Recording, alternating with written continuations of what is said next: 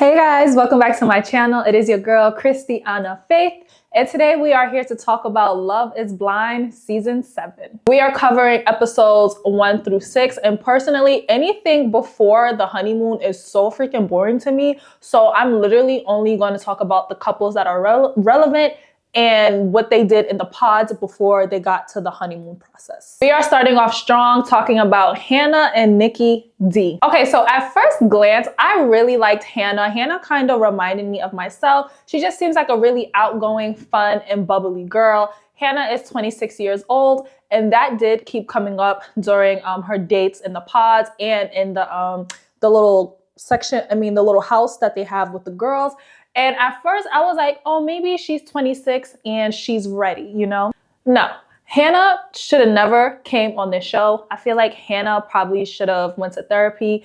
Hannah probably should have stayed home and learned more about herself, because from what I'm seeing on the show, Hannah is very, very insecure. And the fact that Hannah matched with Nikki D out of all people, super red flags. So let's just talk about it.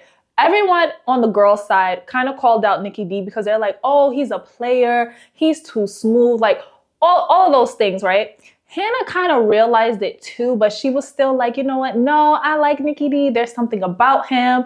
In the pods, not in the pods, in the room, she was like, oh, he's the love of my life. And Marissa was like, girl, that man is not the love of your life. Like, please stop. And I was like, oh my gosh, is this supposed to be one of those times where the girls are literally telling this one girl, like, do not pick him. Something's off with him. Don't do it. And they do it. Hannah did it. And what made me so mad with Hannah was the fact that she kept calling out certain things that she didn't like about Nikki D. She kept saying, oh, I feel like you're only going to be into me physically, but then you're also not going to like how I look. Basically calling him superficial. And then she kept saying like, oh, I feel like you're that type of guy that's going to hurt me. Kept calling him a player. And I'm like, girl, if you keep saying all of these things and then also in the same breath saying you don't know what's wrong with him because he's always saying the right thing, it's just something in your gut. I'm like, why would you pick him? Why would you pick him? And then to be in a love triangle with Leo, the art dealer. I'm going to be nice because these are real people, but let me just say the character Leo that we see on TV, psychopath, crazy. He truly had me scared because I'm like, sir, why are you like this? I don't know what she saw so likable and so lovable about Leo. So snob and pretentious. Oh my gosh, my family is like from money, and I don't like to talk about it, but like I'm gonna wear a Rolex on the show, and like I'm an art. All of these things. And nothing but confusion. This man was nothing but confusion the entire damn time he was on the show. He kept ping-ponging between Hannah and the other girl, Britney. Just playing them both like a fiddle. And I'm like, y'all, what is in this man's voice? Because y'all can't see him, right? What was it about Leo that had Hannah and Britney sobbing? Because from what I saw, that man said a whole bunch of nothing. I realized I talk so fast, so I kind of just lost my train of thought. So yeah, we already know that Hannah does not end up with the psychopath Leo. But let's backtrack to when Hannah broke up with Nikki D, got back with Nikki D, and I believe she only went running back to Nikki D because she thought that Leo was gonna dump her for Britney. And she was like, oh my gosh, I literally have no other options. Hannah also gave a little bit of desperate. I just hope this is not coming across as mean, but I'm just like, girl, from what I'm seeing, it was given, I'm gonna do anything to get a man, even if I know deep down inside, this is not the man for me and I know I shouldn't pick him. And Nikki D actually takes her back, which had me side-eyeing Nikki D, because I'm just like, why would you take a girl back that broke up with you because something that her girls told her? Because essentially that's what she did. The girls was in her ear still, and she was like, you know what, y'all right, she broke up with him. But I'm like, why would you take her back? Nikki D was also given, he just wants to remain on the show, and he just wanted to make sure he left with a match. I truly did not see the connection between Hannah and Nikki D. Like, it all just seemed so surface level and just superficial. Like, I don't know, what do you guys think about the connection between Hannah and Nikki D? Comment down below your honest opinions. So then when Hannah actually realized, oh my gosh, I have to go back and get my man, I'm gonna break up with Leo. Y'all, Leo had me so effed up when he like literally begged Hannah to be with him. I was like, why did y'all pick this man? I'm like, I'm sorry. This would have been like, I would have been like, sir, pack up your bags because you are just so full of crap. He had one date when he's telling Britney, oh yeah, I love you, this and that. What's your ring size? What type of rings do you like? To then practically begging Hannah not to break up with him and like was like, oh, if I propose right now, what would you do? Poor girl Hannah don't know what to do with herself, in there sobbing her eyes out, y'all. And I'm just like, girl, get up. What you crying for? You came in here to break up with him. Leave. I would have left him running his mouth because I'm like, he is so manipulative. And in that moment, I truly feel like Leo knew what he was doing. And if Leo could be that manipulative in the pods, I truly believe that once they got out of those pods, if Hannah did pick him, he would have made that girl's life a living hell. And the other girl that was involved in this love triangle, Britney, girl, I kept screaming at my TV, if you don't stand the hell up and stop letting this man play you. The amount of times that Leo practically told this girl, you are the second option, I don't know who I want, but in the same breath, asking her all of these questions that you would ask someone that you're serious about, and then kind of gaslighting her into thinking that, oh, well, I feel like it's a part of the process and you should answer these questions because like, I love you, but I don't know if I want to choose you yet because like, I love the other person too. And she's sitting over there crying her eyes out like, oh my gosh, I don't know what to do. I'm like, Britney, you do know what to do. Leave this man alone. Why do you keep talking to him? Every time y'all get on my TV screen, this man is telling you that you are a second option.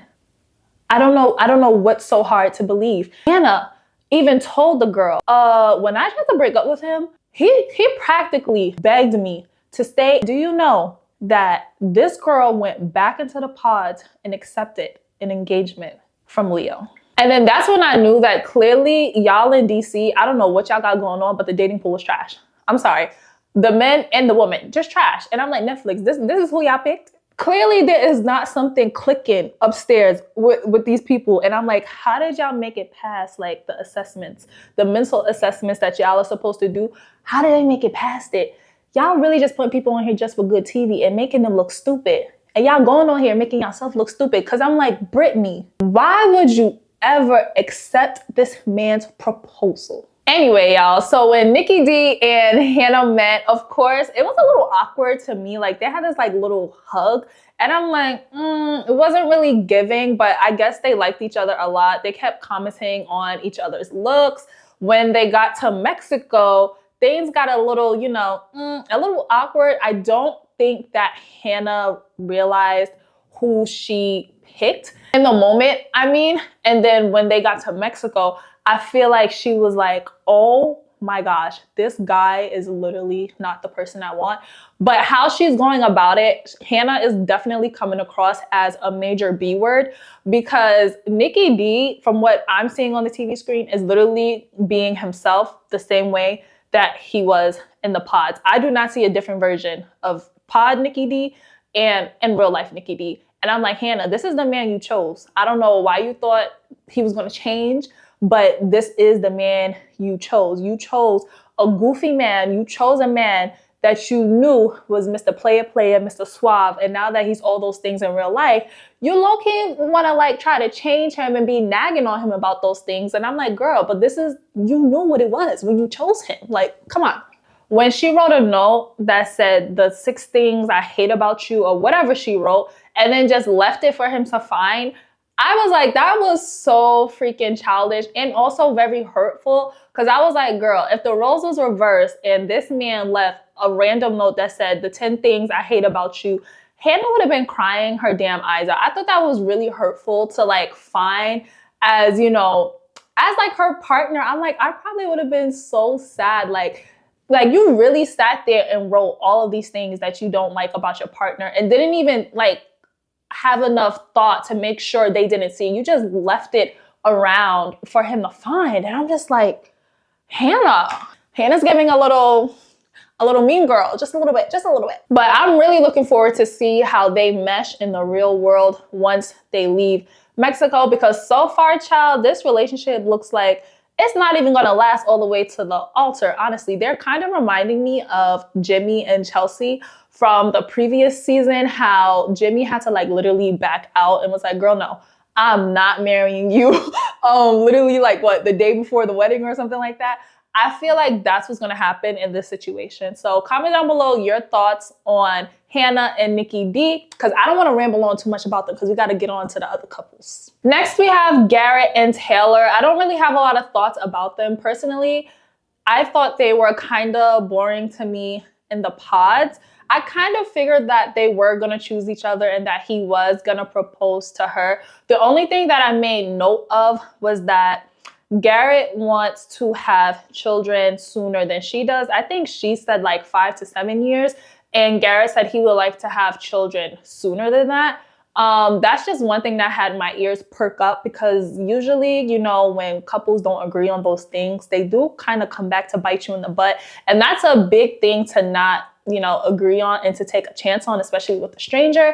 So I'm just gonna wait to see how that plays out in the real world. And one thing that happened with them in the pods was the thing about her not wanting to reveal her mother's name because it would give away her ethnicity. And I thought that was really smart on her part, because we see a lot of times that people love to like drop little hints that give clues about what they look like. And I'm like, y'all, the purpose of this show is to not know what you look like. So I just hate when people do that. Now, he kind of felt a way about it. He was like, oh, I feel like you're just being really secretive. And I know this is not about looks, but like eventually we're kind of going to have to like talk about that type of thing. And I'm just like, Garrett, this is Love is Blind. The premise of the show is for you to talk to this woman without knowing what she looks like to see if there is an emotional connection. And that's what Taylor told him. And yeah, he was just like a little iffy about that. And that kind of had me like, are you here for the right reasons? Like, is love truly blind to you? But they ended up getting engaged. They met outside of the pods at the big reveal. It seemed cute. Nothing too much for me to talk about. I truly don't remember. But I do think they have a chance to last and make this work at least all the way to the altar. The only thing that's giving me a little bit of pause is the topic of children. Next, we have to talk about Monica and Stefan. First, I just want to say I appreciate the fact that Netflix left in some conversation about politics, because it kind of makes it a little bit more relatable and realistic, especially for the times, you know, election day is coming up. This is DC or whatever the case may be. So they were really bonding over that.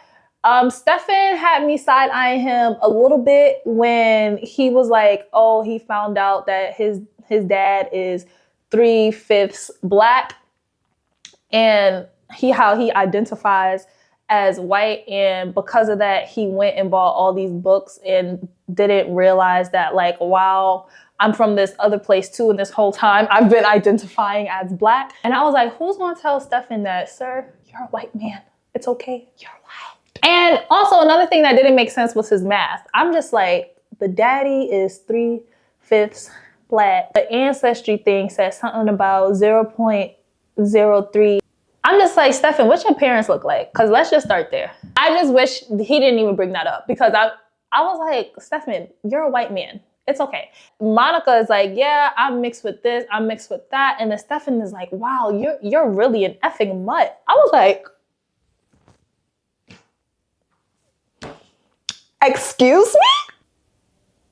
I literally had to pause the show because I was like, wait, isn't mutt a derogatory term? I'm like, people use those words still? Like, I'm like, and Netflix aired it? I'm like, I think that's a derogatory term. But then what really gave me pause was when Monica was like, yeah, I'm an effing mutt. I was like, okay. So she co-signs, she agrees. I'm like, that's a little strange. It's a little weird. I was kind of side-eyeing the both of them. I'm like, whoa. Okay, comment down below your thoughts on that whole you're a mutt, I'm a mutt situation, Muttgate. They do end up getting engaged, and they look like they are attracted to each other as soon as they see each other at the big reveal. Things get a little iffy for me once they get to Mexico, because there was a time where I guess Stefan was just running his mouth too much, and Monica basically told that man to shut up. She was like, you talk too much, and sometimes I need to get a word in. When he was talking, he was kind of just like talking about like, oh, how he loves her and like the relationship. Like he was saying like a lot of good things about them and the relationship, and she's like, shut up, I want to talk. But then she wasn't talking. And then I remember in the pods, she said she loved how chatty he is. So it just blows my mind how when they're in the pods and like their honeymoon bubble and La La Land, oh my gosh, I love everything you do. But then when they get into the real world, when they actually see their person, they hate the very thing that they said was charming about their partner behind the wall. Hannah did that, and now she's doing the exact same thing. I'm like, this man was doing nothing but running his damn mouth in the pause, and you said you loved it. Now you see him in real life, and he's running his mouth, being who he is. And now it's like, oh, can you stop? Can you be quiet? I don't know. She's kind of giving like, what's that girl? That girl from the previous season. The girl that was dating Izzy, this woman, she's kind of reminding me of her. Like, I guess we're just gonna have to wait and see how it pans out with her personality, but she is low-key giving Mean Girl. Next, we have Tyler and Ashley. Oh my gosh, guys. I feel like this might be the couple of the season so far. Zero drama. Such a vibe from when they were in the pods, y'all. They could write like a low-key a love story, and I would read it. Like, write a romance book about them two. Ooh, 100% a vibe. Once they get to Mexico, they're still vibing, they're still communicating, they're meshing very well. Once again, they seem to be the only couple that is genuinely gonna last. They don't have any drama. They don't have anything going on that's making me be like, oh my gosh, he's kind of toxic, she's kind of toxic. Low-key, they're reminding me of Brett and Tiffany. I feel like the only thing that we probably have to worry about is like something superficial happening. But outside of that, from what I'm seeing so far, I think they're gonna last. Next, we have Marissa and Ramses. I was about to say Ramissa. Marissa seems like a big ball of fun. The only note that I made in reference to her was how I feel like she just dates anybody, and anybody that just dates anybody, I'm just like, what are your standards? Like, where do you draw the line? Because she mentioned that she dated a hardcore Trump supporter, but then she also dated a super liberal, and she was like, she dates people for who they are. So I'm like, I don't know what that means, because those are two drastic camps, as we know. And, you know, your politics sometimes for some people kind of like meshes with who they are personality wise. So that's why I'm just like giving her a little pause. I'm like, I don't know. Something about that just doesn't sit right with me. But at the end of the day, it doesn't matter, because she ain't dating me and I ain't dating her. Her and Ramses, super, super cute in the pods. They definitely get along well. They have a lot in common. They also talked about politics as well.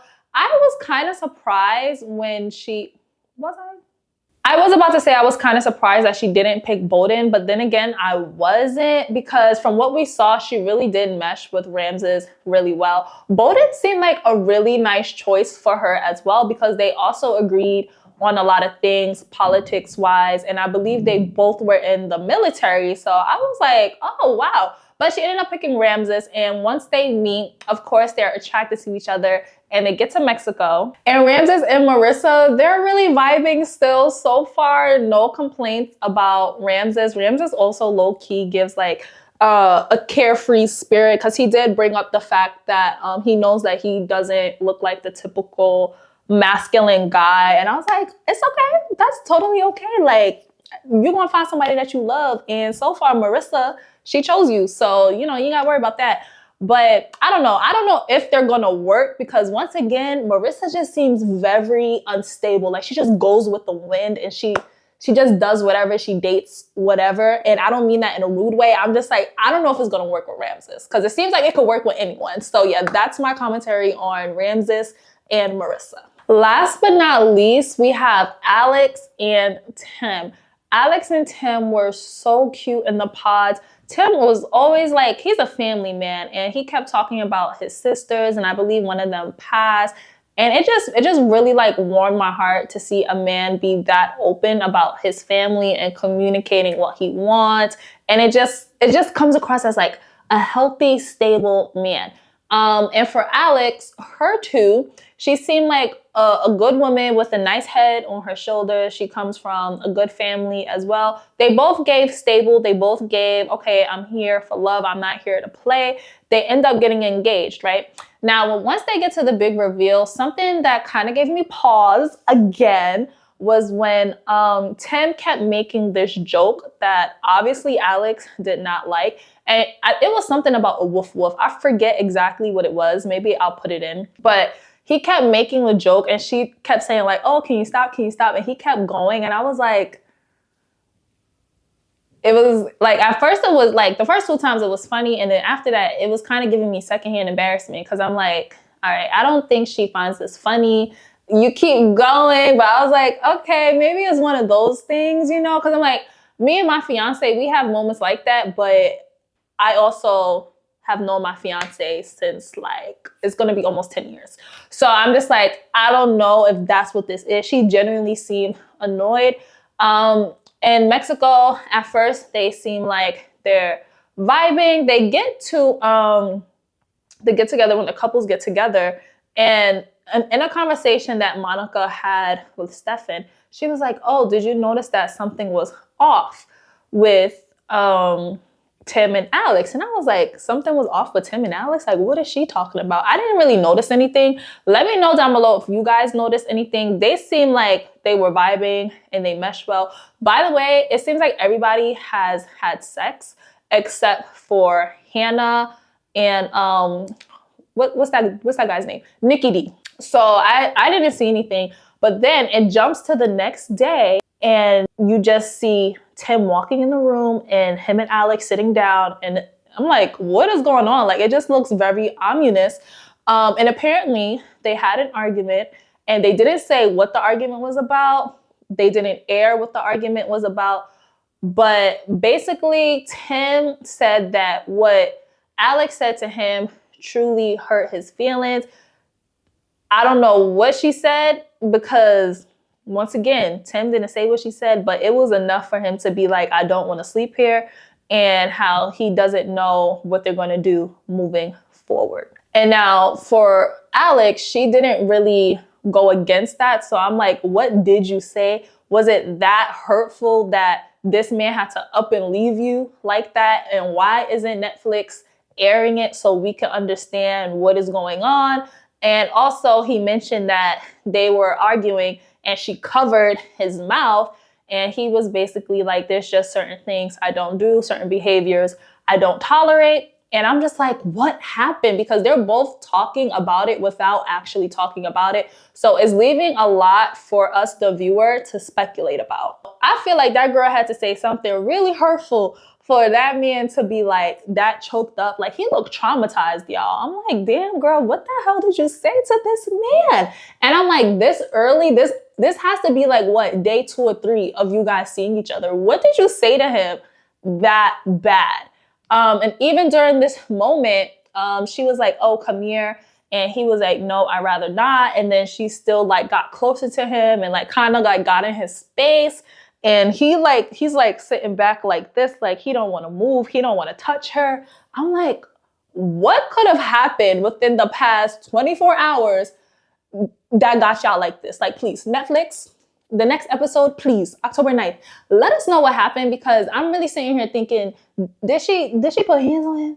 He ain't say that, but I'm like, that's what it's given. But I'm like, she did cover his mouth. So I'm like, she cussed him out that bad. I don't know. Let me know down below what you guys think about this whole situation with Tim and Alex, because there's a lot of speculation going on online. Oh, I forgot to mention that Leo and Britney, they did meet at the big reveal, and it was so freaking awkward. They were already talking about, oh, if we don't go to Mexico, we're going to go to Miami. And I'm like, are you guys already deciding that this is not going to work? Like, what the fudge? Like, And then that's when production put on screen like, oh yeah, they weren't one of the 6 couples that were chosen to go to Mexico. And they did in fact go on their trip to Miami, but they broke up several weeks later. I was like, yeah, Netflix probably saw these two and was like, huge liability. We're not going down that train again. Cause y'all, they were both giving crazy as hell. I'm like, what is wrong with y'all? Comment down below your thoughts on my commentary about the cast. And disclaimer, even though it's all the way at the end, my commentary is solely based off of what I'm seeing on Netflix, the TV show. I'm not commenting on anything that is happening outside of that because I'm over it. I'm not following these people on Instagram. I'm watching the show and making commentary on it as I go. So I don't care what they post on Instagram. I don't care about anything they got to say to the news, to the blogs. Nope. Yes, please make sure you like, comment, and subscribe, and make sure you keep coming back for more because we will be reviewing Love is Blind Season 7 DC the rest of the season. Yeah. I don't know what that was about, but bye, y'all.